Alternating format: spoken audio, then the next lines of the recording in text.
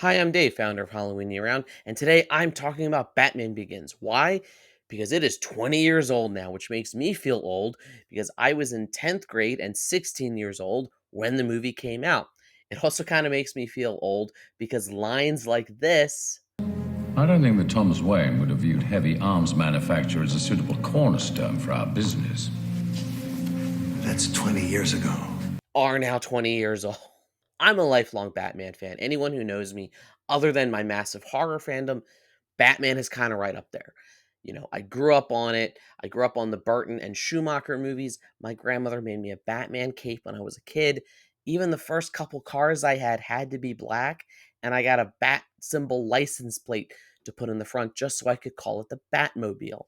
So, when I'm 16 years old and I'm in 10th grade and Batman Begins is coming out, it's kind of everything that teenage me wants to see because I love the Burton Schumacher movies growing up, but now I'm ready for something a little more mature, something a little more grounded. And this kind of was that. It blew my mind that, oh, you could do a Batman movie, but it almost feels like grounded and realistic and gritty, which, like all teenagers, I went through that phase where, oh, everything gritty is good, campy is bad. As a horror fan, I've certainly come to appreciate camp, since then. Batman Begins was just everything that I think I and audiences wanted. It was the sort of reinvention of the character after Batman and Robin kinda left a bad taste. I know, yes, it's a hilarious movie, but not for the right reasons, and I think in a lot of ways, Nolan saved the character. That being said, I think maybe Hollywood learned some of the wrong lessons from Batman Begins, and ultimately didn't understand why it resonated so much.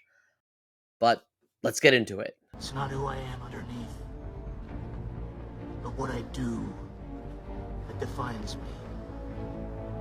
Bruce?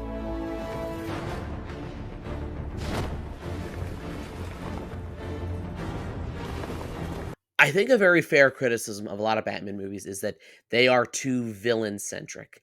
I'm not saying that's necessarily a bad thing. I love Jack Nicholson's Joker. I love Danny DeVito's Penguin, Michelle Pfeiffer's Catwoman, Tommy Lee Jones' Two-Face, Jim Carrey's Riddler. I laugh at Arnold Schwarzenegger's Mr. Freeze and Uma Thurman's Poison Ivy. And of course, we all love Heath Ledger's Joker, but this was the first movie that felt like, first and foremost, it's about Bruce Wayne. Because even in all those other previous movies, we never really got an origin story for Batman. And it's kind of crazy that it took the fifth movie, the fifth live action movie, well, sixth if you count the Adam West one, to kind of explore Batman's origins and go that route. In doing so, it makes Bruce Wayne's arc the center of the movie, and living up to its title of Batman Begins, it makes us care for and understand him as a character.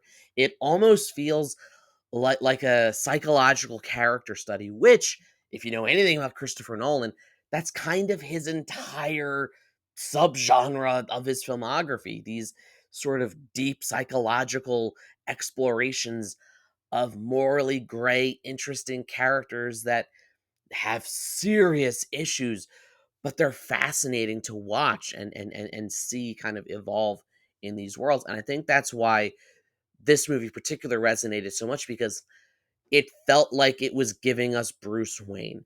The only other movie in the series that I think even came close to that is actually Batman Forever, with the whole exploration of, can he be both Bruce Wayne and Batman, and the psychological angle of that, and the obvious PTSD that it shows him have, which I will get into Batman Forever in another video coming out tomorrow for its 30th anniversary. But if you're watching this after that, check the link, check the description for a link to that video. But in a lot of ways, I think Batman Forever walked so that Batman Begins could run. It was even praised by some in the psychiatric community for its portrayal of exposure therapy, where we see Bruce kind of gradually getting used to the bats in the cave and kind of like forcing himself to, be around them and let them fly around him. And that's a very real technique for people with phobias to kind of gradually expose them to it. So the fear and the power that it has is taken away, which again, fear is very much at the heart of this movie, which I think is perfect for a Batman movie. The whole point is he uses fear on criminals, on those who prey on the fearful, and kind of tackling it from his own phobia, I think was a really, really interesting way to go about. And it's a brilliantly made movie. It's well shot. It has an amazing cast, not just Christian Bale, even Richard Brake as Joe Chill, which I met him at a convention a few years ago.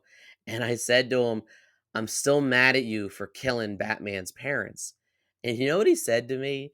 He said, you ought to be thanking me because if I didn't do that, he doesn't grow up to become Batman.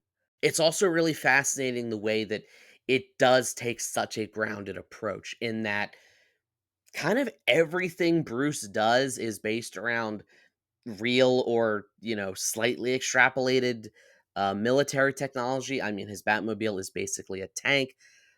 I love how it actually kind of explains where the gadgets come from. I know Jack Nicholson very famously asked, Where does he get those wonderful toys? and this movie very much answers it to the point that Christopher Nolan has gone on record to say he borrows very heavily from James Bond, even kind of turning Lucius Fox into, Q for Batman's James Bond, where he's like, "Oh, let me show you these gadgets I have that you're gonna use for this movie and this mission." I love how it explores the idea of the ninja with the League of Shadows. It takes this fantastical world and makes you almost believe in it. I even love how it takes a very, very common criticism of Batman where they're like, oh, he's just going after, low level petty criminals. Couldn't he be doing more to help Gotham City with his money? And we do kind of see him do that. We see him, take control back of his company, which he's going to then use to do that. But he's not really going after low level people in this movie. He's going after the Carmine Falcones. He's going after the mob boss. He's going after the institutional corruption, specifically the cops and judges who are on that mob boss's payroll. And I think it kind of perfectly encapsulate like this is a city that needs a Batman, not just to be a vigilante fighting criminals each night, but to be that, outside the law force to go after the corruption. All that being said, as much as I love Batman Begins, which, if you're watching this video, hearing me kind of just rant and ramble about it, I'm sure you know that. I do think maybe Hollywood learned the wrong lessons from it in the 20 years since. We've certainly seen missteps taken through no fault of Batman Begins, but through the fault of other filmmakers and even its own studio, Warner Brothers, assuming that, oh, well, the dark and gritty, non-linear, psychological, heavy, brooding approach worked for Bruce Wayne and Batman. Why wouldn't it work for Superman? Why wouldn't it work for Fantastic Four? Because ultimately, those other filmmakers and the studios making those decisions, I think, failed to understand no, this approach works for Batman because he is the type of character that it works for. And instead of analyzing those other characters and thinking, oh, what cool approach would work for them with an understanding of the character, they just said, oh, do that. That worked for that. So just replicate that. It's AI thinking before AI was the threat that it is today. So, in looking back at it, I would go so far as to say I think Batman Begins is probably the best Batman movie. And what I mean by that is, I don't mean it's like the best movie where Batman is the protagonist. For me, that's still The Dark Knight. For you, that might still be Batman 89. Everybody has their favorites. The Dark Knight is still my favorite movie of all time. What I mean by that is Batman Begins is the best Batman movie in terms of the exploration of Bruce Wayne and Batman as a character. It's the one that understands him the most because even in his sequels, while he does still get better arcs than in the previous four movies, in the Burton Schumacher ones, they too kind of get pretty villain centric with Joker and Bane, Whereas Batman Begins is that perfect, beautiful Batman movie.